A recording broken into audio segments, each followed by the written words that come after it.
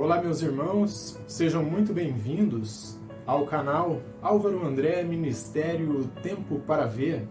Para mim é um privilégio, uma bênção muito especial me dirigir a cada um de vocês nesta ocasião para expor a palavra de Deus. Para mim sempre é uma bênção estar entrando na sua casa para expor a Bíblia Sagrada, e para isso eu lhe peço licença para que eu possa, assim, estar falando de Deus, falando de Bíblia com cada um de vocês, falando do texto sagrado. Eu agradeço a audiência de cada um de vocês e peço que vocês nunca se esqueçam de deixar o seu like ou o seu dislike. Peço que vocês comentem, compartilhem, para que assim nós possamos ir interagindo e assim o YouTube possa compreender que esses sermões estão sendo de relevância para vocês e assim possa mostrar esta mensagem para outras pessoas e da mesma forma que lhes abençoou, que lhes edificou, possa edificar outras pessoas também. Então fica aqui o meu agradecimento a cada um de vocês. Peço que o Senhor Jesus Cristo lhes abençoe. Eu cumprimento a todos com a graça e com a paz do nosso Senhor e Salvador Jesus Cristo. Para mim também é um privilégio me dirigir àqueles que são novos, aqueles que têm acompanhado este canal e ainda não têm se inscrito. Eu peço que você se inscreva aí na barra de inscrição abaixo do vídeo, para que você possa vir fazer parte desta família que já vai passando aí dos seus 130 inscritos e que você possa semanalmente ser abençoado juntamente com esses outros irmãos que têm nos acompanhado também. Pois bem, sem mais delongas, você que está com a sua Bíblia aí do outro lado, abra comigo aí no Evangelho de Marcos, pois nós seguimos expondo o Evangelho de Marcos para cada um de vocês. Então, abra no Evangelho de Marcos, no capítulo 1, a partir do versículo 21 até o 28, será a exposição das Escrituras Sagradas nesta ocasião. E diz assim, ó: Depois entraram em Cafarnaum, e logo no sábado foi ele ensinar na sinagoga. Maravilhavam-se da sua doutrina, porque os ensinava como quem tem autoridade, e não como os escribas. Não tardou que aparecesse na sinagoga um homem possesso de espírito imundo, o qual bradou: Que temos nós contigo, Jesus Nazareno? Vieste para perder-nos? Bem sei quem és, o Santo de Deus. Mas Jesus o repreendeu, dizendo: Cala-te e sai deste homem. Então o espírito imundo, agitando-o violentamente e bradando em alta voz, saiu dele. Todos se admiraram, a ponto de perguntarem entre si: Que vem a ser isto? Uma nova doutrina? Com autoridade ele ordena aos espíritos imundos, e eles obedecem. Então correu célere, correu bem rápido, a fama de Jesus em todas as direções, por toda a circunvizinhança da Galileia, por todo o distrito da Galileia. Amém? Lemos até aqui as Escrituras Sagradas. Vamos fazer uma breve oração e assim vamos entrar à exposição das Escrituras Sagradas. Senhor Jesus Cristo, em Teu nome, nós entramos na Tua presença para trabalhar este texto e pedimos, Senhor Jesus Cristo, que o Senhor, através da direção do Espírito Santo, possa estar no controle, Pai, e que possamos compreender todo o conteúdo das Sagradas Escrituras, no nome do Senhor e Salvador Jesus Cristo. Amém e amém. William Hendricks, ao comentar estes versos aqui, meus irmãos, ao comentar esta perícope que nós estivemos lendo, ele diz o seguinte, ó: Assim os corações serão abertos para a recepção do Evangelho. Atividades missionárias também claramente preditas no contexto anterior aí, em Marcos 1,17, vão substituir o engano de Satanás. Pois bem, meus irmãos, o tema que eu quero tratar com vocês nesta ocasião é um trabalho urgente. E vocês perceberam aí, à medida que nós fomos lendo o texto, que Jesus estava focado em seu trabalho de pregar o Evangelho E à medida que ele ia pregando, ele não aceitava nenhum tipo de interrupção, porque o trabalho era urgente, era necessário que o evangelho fosse pregado. E como bem falou aqui William Hendrickson, era necessário que o evangelho fosse pregado para que o engano de Satanás fosse retirado, fosse substituído, fosse tirado do meio deles. Sendo assim, amados irmãos, nosso texto nos chama a atenção para a verdade incontestável da pregação do evangelho e nos mostra que ela deve ser o nosso foco principal, pois, como eu disse, é um trabalho urgente. Era o foco do Senhor Jesus em toda a sua vida, em todo o seu ministério. Veja aí os versos 38 e 39 aqui do capítulo 1, que diz assim, ó: Jesus, porém, lhes disse: vamos a outros lugares, às povoações vizinhas, a fim de que eu pregue também ali, pois para isso é que eu vim. Percebam que Jesus, aqui no Evangelho de Marcos, vocês vão perceber que o tempo todo ele está dizendo, ó, eu vim para pregar. Esse foi o objetivo de eu ter sido enviado aqui, eu vim trazer a mensagem divina. Ó. Então foi por toda a Galiléia, pregando nas sinagogas deles e expelindo demônios. E vai repetir isso no Evangelho segundo São Lucas, no capítulo 4, versículo 43 e 44, que diz assim, ó, vejam bem o que diz aqui, ó. Prestem bem atenção, Lucas capítulo 4, versículo 43 e 44. Ó. Ele, porém, lhes disse: é necessário que eu anuncie o evangelho do reino de Deus também às outras cidades, pois para isso é que fui enviado. Ó. Percebam que ele está falando, foi para isso que eu fui enviado. Ó. E pregava nas sinagogas da Judéia. Então nós encontramos aqui Jesus demonstrando qual era o foco principal do seu ministério. Ele estava ali sim para curar, para expulsar demônios, para dar vista aos cegos, mas o seu foco principal sempre foi a pregação. Então, como dito, Marcos apresenta esse trabalho urgente aí como o foco principal do ministério do Senhor e Salvador Jesus Cristo.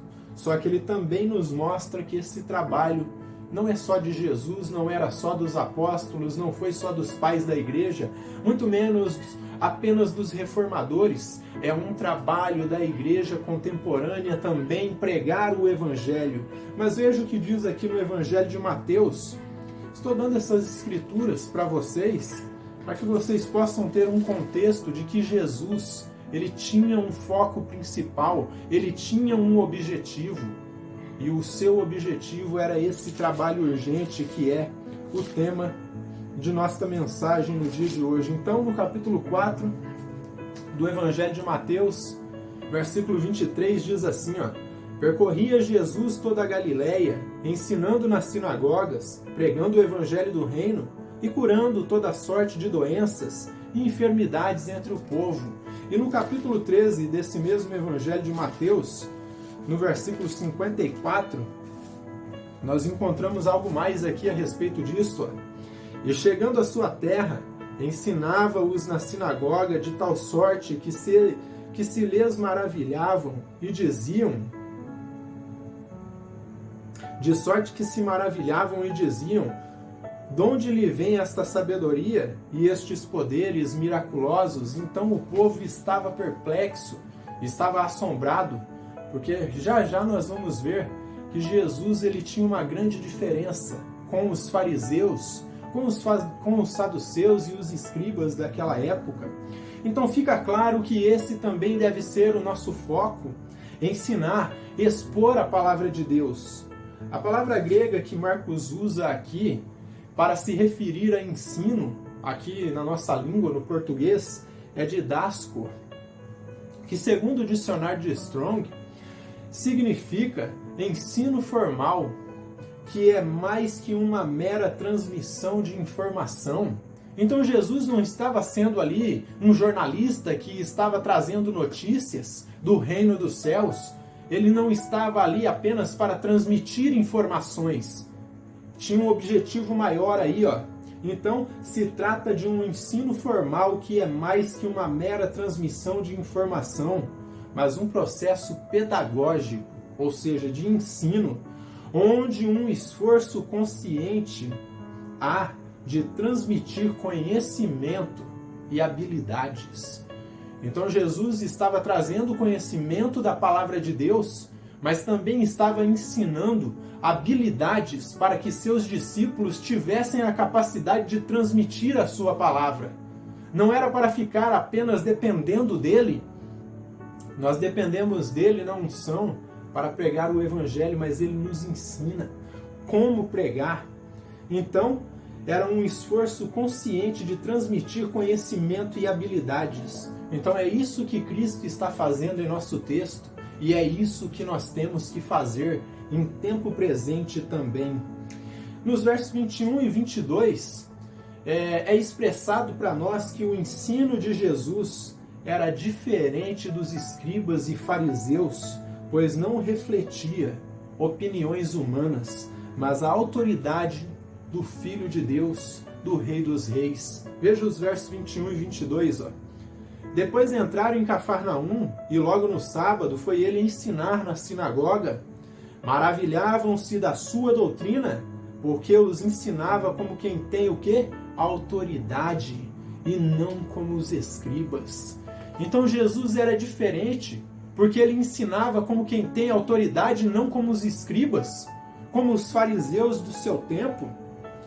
O mestre entra em Cafarnaum, a cidade do antigo profeta Naum, uma cidade estratégica, e por isso provavelmente o Senhor coloca ali o seu quartel-general de pregação do seu ministério itinerante.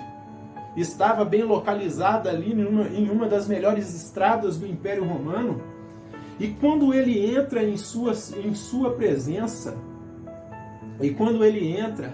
sua presença se destaca, pois o texto nos mostra que Jesus era diferente dos fariseus, dos escribas e dos saduceus. Eles se valiam aí, eles se baseavam em autoridades judaicas, rabínicas e em tradições mortas. Só que Jesus, ele não era assim. Ele não citava sábios judaicos, ele não citava a tradição. Jesus era diferente. E os fariseus, saduceus e escribas invalidavam a palavra de Deus a partir de suas tradições. É disso que Jesus vai discorrer aqui, no capítulo 7. Vejam bem o que diz aqui, no mesmo Evangelho de Marcos. Nós ainda vamos chegar lá, mas ele diz algo interessante aqui,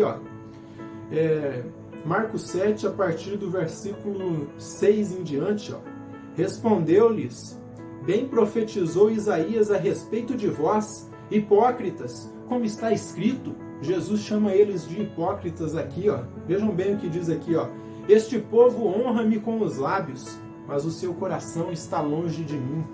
Então Jesus, com autoridade, ele está expondo para os fariseus, para os escribas, para os saduceus, para os líderes religiosos daquela época: vocês honram a Deus, que dizem que é o vosso Pai, com os lábios, com a boca, mas o coração está longe dele. Vocês guardam ritos, guardam tradições, e com isso vocês estão invalidando a palavra de Deus, estão baseados em obras mortas, E ele diz assim, o verso 7, em vão me adoram ensinando doutrinas que são preceitos de homens. Jesus está falando para eles, vossas tradições, que estão baseadas aí nos ensinamentos de Moisés, são apenas dogmas humanos, E disse-lhes ainda: jeitosamente rejeitais o preceito de Deus, para guardardes a vossa própria tradição. E eles, para guardar a própria tradição, eles davam um jeitinho ali, faziam um malabarismo teológico para enquadrar os seus ensinos falsos à palavra de Deus, só que no fundo não enquadrava e não convencia ninguém. Poderia convencer os mais incautos, mas aqueles que tinham o Espírito Santo de Deus jamais seriam convencidos disso. E o versículo 13 ele diz, invalidando a palavra de Deus pela vossa própria tradição, que vós mesmos transmitistes, e fazeis muitas outras coisas semelhantes. Então, ele dizia: vocês criam esses dogmas humanos e com isso vocês estão invalidando a palavra de Deus. E Jesus não era assim. Ele ensinava com autoridade em seu próprio nome. Seu ensino era forte, prático, lógico, e objetivo. Ele não tinha rodeios. Ele fazia suas parábolas e chegava ao fim que ele queria, que ele tinha prescrito em sua mente. Ele enfatizava a palavra de Deus e fazia com que os povos entendessem o que eles estavam ouvindo. Era diferente dos fariseus e saduceus que com seus longos discursos não convenciam porque seu ensino era morto. Então Jesus não era assim, ele ensinava com autoridade e em seu próprio nome. Eu vou repetir isso aqui, ó. Seu ensino era forte, prático, lógico e objetivo, não tinha rodeios. Ele não precisava de auxílios, ele não precisava de muletas para expor o texto sagrado e as verdades nele registrados, pois ele é a própria revelação. E isso causou um espanto grandioso no povo, pois eles nunca haviam visto tal coisa. Veja o capítulo 6 e versículo 2, ó. Chegando o sábado, passou a ensinar na sinagoga, e muitos ouvindo-o se maravilhavam, dizendo: de onde vem a estas coisas? Que sabedoria é esta que lhe foi dada? E como se fazem tais maravilhas por suas mãos? Eles não entendiam de onde é que vinha tal autoridade. Eles não entendiam de onde vinha tamanha sabedoria. Em outro lugar, eles vão dizer o seguinte: como sabe este as sagradas letras, nunca tendo estudado? Jesus era o próprio ensino. Jesus é a própria sabedoria. E Calvino bem falou a respeito disso ao comentar esses versos. Ele disse o seguinte, ó: a pregação de Jesus Cristo se distinguiu eminentemente devido ao poder divino do Espírito, o que lhe concedeu o respeito dos seus ouvintes. Jesus demonstrou autoridade, demonstrou poder, e a unção que estava sobre ele do Espírito Santo concedeu a ele o respeito daquelas pessoas que estavam ouvindo ele. Queridos amigos, meus irmãos, estes versos nos confrontam, pois nos mostram o quão fracos e limitados, carecidos de Jesus nós somos. Esses versos nos mostram e nos ensinam de forma clara e de forma objetiva que quem necessita da Bíblia, quem necessita da Bíblia, que é a nossa regra de fé e prática, da tradição e da boa teologia, somos nós. Pois por causa do pecado, ainda a nossa capacidade, meus irmãos, de compreensão foi afetada. Nós não perdemos a imagem de Deus, o imago Dei, quando o nosso pai Adão cometeu o pecado original, mas essa imagem de Deus, esse imago Dei, foi corrompido. E por isso foi necessário que o Filho de Deus se encarnasse, viesse e nos reconciliasse novamente com Deus. Então quem necessita da Bíblia, que é a nossa regra de fé e prática, da tradição e da boa teologia, somos nós. Pois por causa do pecado, a nossa capacidade de compreensão foi corrompida. E por isso nós precisamos da orientação do Espírito Santo e desses auxílios para que possamos entender de forma mais ampla a palavra de Deus. Jesus não precisava citar a sabedoria judaica de autoridades rabínicas, pois ele, como eu disse, é a própria revelação. Ele é Deus. Ele não carece de nada, pois ele é Deus. E nós somos criaturas limitadas. E por isso, queridos irmãos, é urgente e de suma importância estudarmos a Bíblia Sagrada, lermos boa teologia. Comentários bíblicos são uma grande ferramenta para o nosso estudo. Bíblias de estudo como aquela que é a nossa queridinha, aquela que nós amamos, que é a Bíblia de Genebra. Textos que são verdadeiras exposições da palavra de Deus, feitas por teólogos ortodoxos, teólogos conservadores, cheios do Espírito Santo, homens que verdadeiramente creem em Deus e em sua palavra, e por isso regado de muita devoção, oração, labuta, que é trabalho, produzem esses conteúdos guiados e assistidos pelo Espírito Santo, Só assim conseguiremos cumprir a nossa missão e conseguir atender esse trabalho urgente de pregar o Evangelho a toda criatura e assim expressar e apresentar ao mundo a autoridade do Senhor Jesus. É dessa forma que vamos ensinar a palavra de Deus com autoridade e praticidade, dependendo sempre da unção do Espírito Santo, tendo comunhão com Ele e comunhão com os nossos irmãos. Como cristãos devemos nos afadigar na palavra de Deus, ou como diria Paul Washer, devemos nos saturar de Bíblia, nos encher de Bíblia, estar cheios de conhecimento da palavra de Deus e assim usar a tradição, a nossa confessionalidade de forma correta e não de forma morta, como os fariseus e os escribas usavam naquela época. Eles tinham conhecimento rabínico de autoridades judaicas, eles tinham toda a tradição, se eu não me engano, de mais de 300 ali mandamentos a mais do que aqueles que foram dados por Moisés, e com isso, como disse Jesus, eles invalidavam a palavra de Deus. Uma coisa que eu quero salientar para vocês antes de partirmos para o próximo tópico: nós devemos entender, meus irmãos, que a nossa confessionalidade não deve ser morta.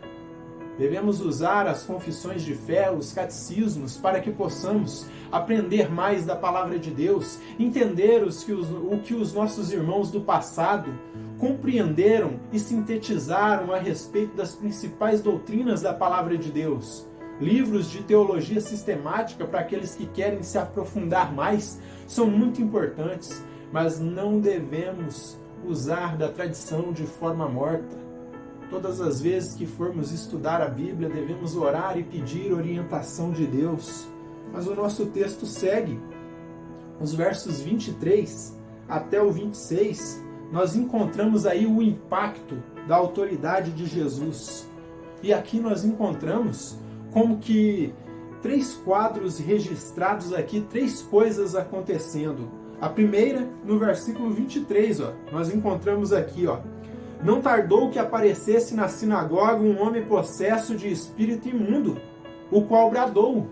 Então, a primeira cena que nos é mostrada aqui, um homem possesso por um demônio que surge no meio da congregação. Isso já nos traz um ensino. Nunca devemos nos descuidar e achar, porque estamos dentro do templo, que ali nós estamos seguros que o demônio não pode aparecer ali e não pode se manifestar, porque, entre aspas, ali é a casa de Deus. Ali só se torna a casa de Deus quando nós estamos ali, porque a casa de Deus somos nós. Quando estamos fora é apenas um edifício. Então saiba, meus irmãos, que ainda no edifício onde nós reunimos, o demônio pode se manifestar e pode aparecer. O segundo quadro que nos é mostrado aqui é o verso 24. Vemos aí o confronto de Jesus com as forças malignas. Então ele bradou o seguinte: que temos nós contigo, Jesus Nazareno? Vieste para perder-nos? Bem sei quem és, o Santo de Deus. Então, a primeira cena que nos é mostrada ali, um homem possesso de demônio dentro ali da sinagoga, no meio da congregação. Em segundo lugar, o confronto de Jesus com os poderes malignos. E em terceiro lugar, nós vemos aí Jesus repreendendo, calando e expulsando o demônio. E isso já é o verso 25. Verso 25 e 26. Mas Jesus o repreendeu, dizendo: cala-te e sai desse homem. Então o espírito imundo, agitando-o violentamente e bradando em alta voz, saiu dele. Então Jesus, ele repreende, cala e expulsa o demônio, pois ele não tinha tempo a perder. O seu objetivo, o seu foco era pregar o Evangelho. E isso deixou os líderes religiosos daquela época bem confusos, pois Jesus, com apenas uma declaração, demonstrou autoridade. E mais uma vez ele demonstra que ele era um rabino totalmente diferente dos demais. Ele não precisou usar de poções, de vários argumentos, de um ritual extenso para expulsar o demônio. O que ele fez foi apenas mandá-lo calar a boca e sair daquele homem. E nós encontramos Jesus declarando sua autoridade em João no capítulo 12, versículo 49 e 50. Abra comigo aí em João, capítulo 12, versículo 49 e 50. Porque eu não tenho falado por mim mesmo, mas o Pai que me enviou, esse me tem prescrito o que dizer e o que anunciar. Eu sei que o seu mandamento é a vida eterna. As coisas, pois, que eu falo, como o Pai me tem dito, assim eu falo. E no capítulo 17, versículo 1 e 2, Jesus ainda expressa com mais autoridade o poder que ele tinha. Tendo Jesus falado estas coisas, levantou os olhos ao céu e disse: Pai, é chegada a hora, glorifica o teu Filho, para que o teu Filho te glorifique a ti, assim como lhe conferiste autoridade sobre toda a carne, a fim de que ele conceda a vida eterna a todos os que lhe deste. E no verso 25, Jesus declara que ele já tinha sido glorificado anteriormente, lá com Deus na eternidade. E agora, glorifica-me, ó Pai, contigo mesmo, com a glória que eu tive junto de ti, antes que houvesse mundo. Então, antes que houvesse mundo, Jesus já estava investido com esse poder, com essa autoridade. Portanto, meus irmãos, nós devemos entender que esses versos não expressam apenas a verdade que a autoridade de Jesus, o nosso Mestre, é quem confronta, cala, expulsa e repreende o maligno. Então, esse texto não está expressando apenas essa verdade de que a autoridade de Jesus expulsa, cala e repreende o maligno, mas está mostrando para nós que se pregarmos a palavra com seriedade, esse simples ato de pregar a palavra de forma pura e de forma simples irá confrontar de forma direta o pecado, as forças malignas e o mundo, o poder das trevas, que jamais irá se coadunar com a luz. Qualquer interrupção, meus irmãos, seja ela qual for, por meio aí de falsos profetas, falsos mestres, demônios ou qualquer outro tipo de interrupção, deve ser calada, confrontada e repreendida, expulsa do nosso meio. Assim como Jesus, não devemos tolerar interrupções à pregação do Evangelho. Jesus ensina o método que nós devemos usar para vencer a batalha espiritual que todos os dias nós enfrentamos. A forma estabelecida por Deus é esse trabalho urgente, meus irmãos. É o trabalho de pregar o Evangelho. Você quer expulsar os demônios? Pregue a palavra a tempo e fora de tempo. Esse trabalho urgente de pregar e ensinar as Escrituras com seriedade.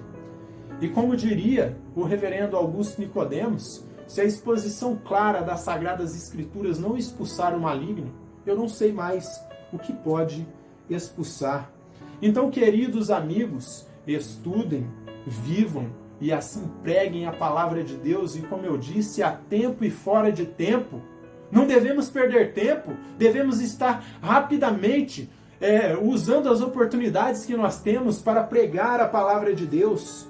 Só que este texto revela para nós algo mais.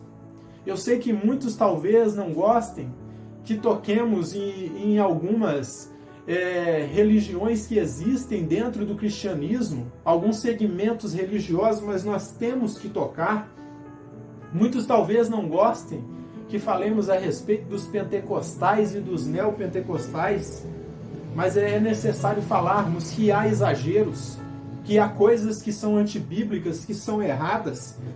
Este texto também revela para nós, meus irmãos, que práticas neopentecostais de entrevistas com o demônio são antibíblicas. Jesus, em nosso texto, ele não ficou batendo papo aí com o diabo, perguntando coisas do tipo para ele, quem ele era e de onde ele vinha. Ele simplesmente mandou o demônio calar a boca e sair daquele homem. O nosso objetivo é pregar o Evangelho, não é socializar com o diabo, meus irmãos. Não devemos dar espaço para o diabo falar em hipótese alguma. porque ele é o pai da mentira. E se você der espaço para ele falar, ele vai injetar a sua mentira e vai te enganar, porque ele é o pai da mentira. Veja o que diz o versículo 34, ó. Em todo o capítulo 1 aqui nós vamos encontrar Jesus expulsando demônios e não permitindo que eles falem, ó. Exceto aquele episódio do capítulo 5 que Jesus pergunta para aquele homem que estava endemoniado lá na cidade de Gadara, quem era ele, qual era o nome dele. Ele fala que é legião, mas Jesus tinha um objetivo ali, usou o nome dele para explicar algo mais profundo. Mas veja o que Jesus diz aqui, ó. E ele curou muitos doentes de toda sorte de enfermidades, também expeliu muitos demônios, não lhes permitindo que falassem, porque sabiam quem ele era. Então vejam, meus irmãos, nós não estamos chamados a socializar com o diabo, mas pregar o evangelho. Mas o nosso texto tem mais um tópico ainda. Versos 27 e 28 nós encontramos o que essa autoridade de Jesus produziu. Produziu que sua fama se espalhasse por todo aquele distrito da Galileia. Veja o que diz aqui, ó. Versos 27 e 28. Todos se admiraram a ponto de perguntarem entre si: que vem a ser isto? Uma nova doutrina? Com autoridade ele ordena aos espíritos imundos e eles lhe obedecem. E percebam que eles continuam ali pasmados com o ato que Jesus está fazendo de pregar com autoridade, de expulsar demônios de um jeito totalmente diferente, porque ele não tinha um ritual ali específico para expulsar. A única coisa que ele fazia era declarar a palavra e o demônio saía, obedecia. Ó. Então correu célere, correu muito rápido a fama de Jesus em todas as direções, por toda a circunvizinhança da Galileia, por todo aquele distrito. Muitos que estavam ali se admiravam com a pregação e os feitos do Senhor Jesus. E isso fez com que sua fama corresse e se espalhasse por todo aquele distrito, por toda aquela região. Mas, queridos amigos, a pergunta que surge para nós deste relato aqui é a seguinte: o que nossas ações e nossas pregações estão provocando na cidade, no estado e no país, na sociedade em que estamos inseridos? Então é algo a se pensar, é algo para estarmos arrazoando em nossa mente. O que minha atitude como pregador do Evangelho está provocando na cidade, no estado, no país e na sociedade em que eu estou inserido?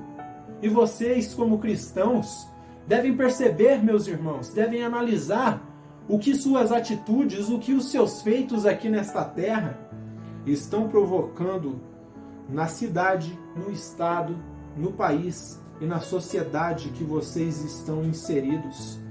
E desta forma eu volto ao nosso tema, meus irmãos. O que nossas ações e pregações estão influenciando no mundo para que Jesus se torne mais conhecido? Pois muitos têm um entendimento a respeito do Senhor Jesus Cristo. Entendimento esse que muitas vezes não reflete o Cristo que está revelado nas Sagradas Escrituras. Como o pensamento de um certo rapper, muito conhecido aqui no Brasil, que dizia que na cabeça dele, Jesus é uma espécie de hippie, que aceita todo tipo de coisas, que está ali com o coração aberto para aceitar todo tipo de pecado. E ele dizia o seguinte, Jesus é bem legal, o que é ruim é o fã-clube dele. Então nós devemos entender, meus irmãos, que nós devemos expressar o caráter, a pessoa de Cristo aqui neste mundo, para que ideias erradas como essa do Jesus hippie sejam desfeitas e que o povo possa conhecer o Jesus que condena o pecado, mas que abraça o pecador, que está ali para redimir o pecador. A igreja está aberta para todos, meus irmãos, mas ela não aceita tudo, como diria o reverendo Hernandes Dias Lopes. O trabalho é urgente, meus queridos. O setor de trabalho é amplo, é gigantesco, porém os trabalhadores são poucos, a mão de obra é escassa. Que esse texto abra nossas mentes, queridos amigos, para entendermos a urgência desse trabalho, desse chamado de Cristo para este trabalho, que possamos nos confrontar todos os dias, confrontar nossas vidas e compreender que nossas vidas devem demonstrar ao mundo, devem apresentar ao mundo o caráter e a presença de Jesus e sua autoridade.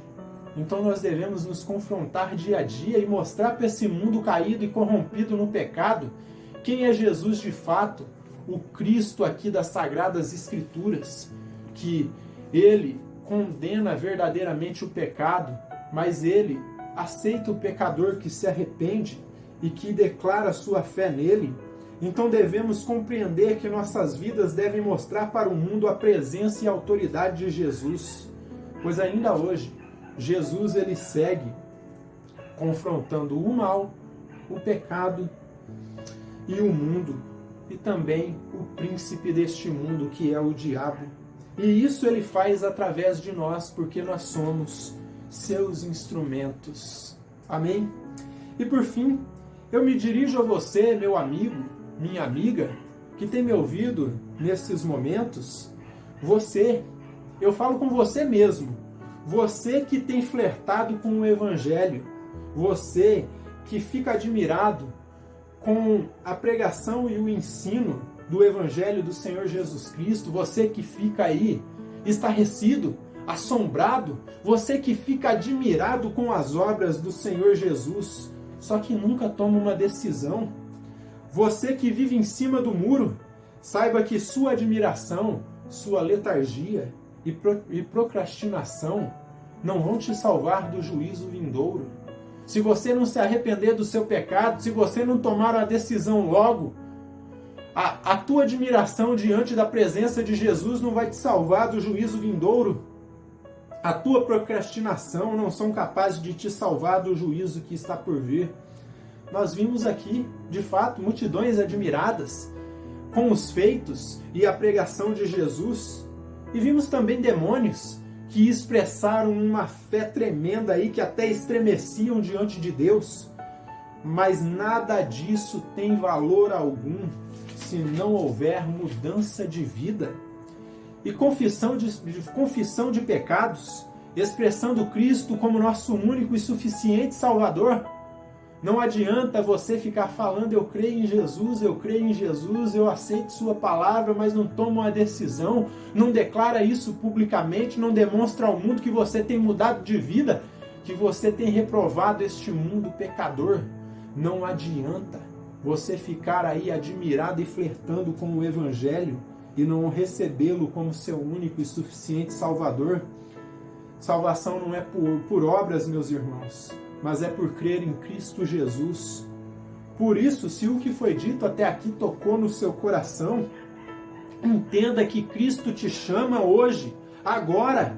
Se arrependa dos seus pecados e creia no Senhor e Salvador Jesus Cristo. Só Ele pode te perdoar, só Ele pode te ligar novamente com o Pai.